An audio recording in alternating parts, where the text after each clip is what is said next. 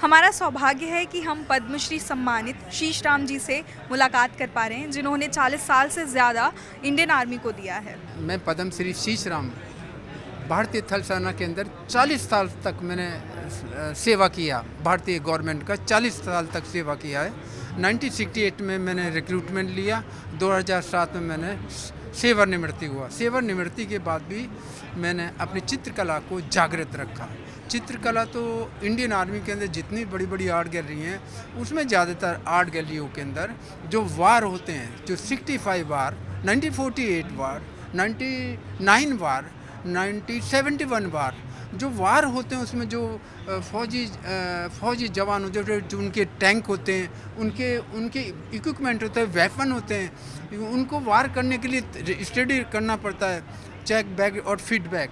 तो उन गाड़ियों को हम ए व्हीकल और बी व्हीकल गाड़ियों को रिपेयरिंग कर देते। ट्रेनिंग सेंटर जो इंडियन आर्मी के जो ट्रेनिंग सेंटर होता था, उसके अंदर भी टेक्निकल ड्राइंग सिखाते हैं। टेक्निकल ड्राइंग सिखाने का मतलब इक्विपमेंट की टेक्निकल ड्राइंग।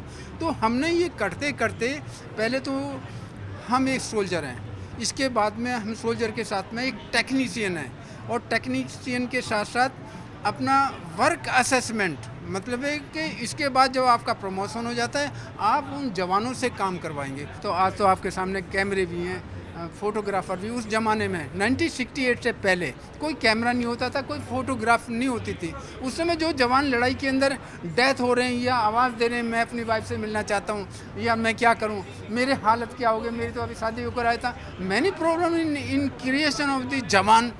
तो उस समय उसके जो action, movement of the finger movement, उसके लेआउट सिस्टम, उसका ब्लड डोनेशन, उससे हमारे दिमाग में एक अफेक्ट पड़ा। उससे हमने उनको जीवित किया, पेंटिंग बना के जीवित किया। जब जीवित किया तो उन जवानों ने जो काफ़ी 80 साल की उम्र हो गई, विजय डे पर जब आते थे, उन पेंटिंगों को देखते थे। 80 साल का उम्र के, कहाँ 20 साल 25 साल की उम्र की अपनी पेंटिंग देखते हैं, कितने खुश हो जाते थे। और हमने वो पेंटिंग बनाई। आर्मी कमांडरों ने भी मुझे बहुत सम्मान दिया। Indian army core of EME में बहुत सम्मान दिया। इसके बाद में मैंने रिटायरमेंट के बाद 16 साल से नेशनल इंटरनेशनल आर्ट एग्जीबिशन कर रहा हूँ, जिसमें मैंने 50 पेंटिंगें निर्मित अपने हाथ से पेंटिंग के द्वारा बनाई है। ये आपके सामने पेंटिंग है। ये जितनी भी पेंटिंग है, अभी मेरी लेटेस्ट पेंटिंग, ये सब लेआउट है यहाँ पे। दूसरी पेंटिंग इस साइड में, वो भी मैंने तैयार किया है। नॉर्थ और साउथ पोल, नॉर्थ पोल, ये चंद्रयान 2 का 3 का मैंने सारा लोकेशन दिया है, कैसे पृथ्वी से निकलना बहुत मुश्किल। अभी जो हालिया में घटना हुई है, चाहे अनंतनाग में जो हमारे जवान हैं वो बलिदान हुए हैं, या जम्मू कश्मीर में जो आतंकवादी गतिविधियां हो रही हैं, जिससे कि हमारे कई जवान जो हैं वो बलिदान हो गए, इस पर आप क्या बोलेंगे? देखिए जी, दुख तो मुझे भी होता है, मैं भी जानता हूँ, मैं भी एक फ़ौजी आदमी हूँ, और मेरी भी फ़ौजी आदमी हूँ। तो मेरी लड़की भी इंडियन आर्मी में है, मेरा दामाद भी इंडियन आर्मी में है। देखिए, दुख तो होता है।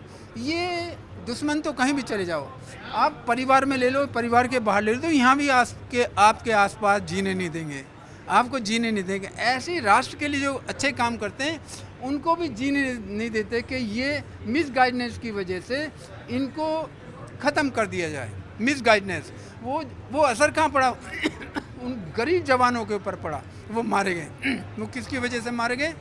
वो जो देश के अंदर की तरफ देश में ऐसे उग्रवादी पैदा हो जाते हैं, जिससे कि वो देश को नुकसान पहुंचाते हैं। अब वो ये सोचते हैं, अगर उनको समझाए, उग्रवादियों को समझाए, भैया हमारी गलती नहीं है, ये तुम्हें मारने वाले दूसरे उग्रवादी तुम्हारे पाकिस्तान के हैं, तो उनको समझाए कौन?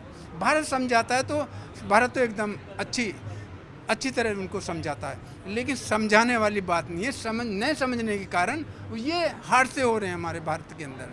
अगर उनको भी समझे, भाई उग्रवादी हम नहीं हैं, तुम्हें किसने गलत ट्रेनिंग दे दी, उग्रवादी तुम्हारे पीछे वाले हैं, तब वो अगर पीछे मुड़ के देखता है कि मेरे ही अपने हैं, तो उसको पिक्चर दिखाई जाए, तो ऐसे उग्रवाद, ऐसे भारत के अंदर हादसे नहीं होंगे।